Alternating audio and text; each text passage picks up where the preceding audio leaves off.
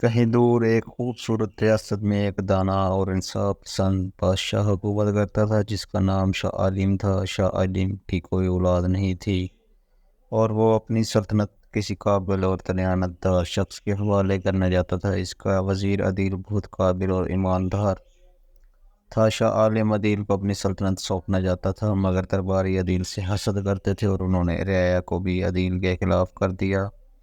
شاہ عالم ان حالات سے بہت پریشان تھے۔ ایک دن عدیل نے بادشاہ سے کہا، بادشاہ سلامت، آپ ملک بھر کے نوجوانوں کو اکٹھا کریں اور جو قابل اور ذہین ہو اسے ہی بادشاہیت سونپ دے۔ بادشاہ کو وزیر کی یہ تجویز پسند آئی اور اس نے ملک بھر میں مقابلے کا اعلان کر دیا۔ مقررہ دن پر دربار میں گہما گہمی تھی۔ بادشاہ شاہ عالم تخت پر بیٹھے تھے، ان کے ساتھ ملکہ اور درباری موجود تھے۔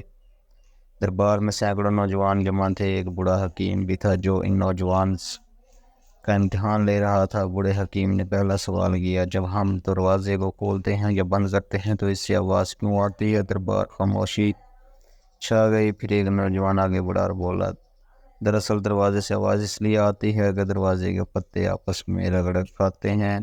یہ جواب سن کر سب حیران رہ گئے۔ بوڑھے حکیم نے دوسرا سوال کیا، درمیانی حصہ کون سا ہے؟ نوجوان نے جواب دیا، جہاں میں کھڑا ہوں وہی درمیانی حصہ ہے۔ حکیم نے تیسرا سوال کیا، تمہارے سر پر کتنے بال ہیں؟ نوجوان نے کہا، 3,04,340۔ اگر یقین نہ ہو تو گن لو۔ یہ سن کر حکیم بھی لاجواب ہو گیا۔ بادشاہ شاہ عالم نے نوجوان سے پوچھا، تمہارا نام کیا ہے؟ نوجوان نے کہا، بادشاہ سلامت، میرا نام عدیل ہے۔ یہ کہہ کر اس نے اپنی نکلی مونچھیں اور ماسک اتار دیا۔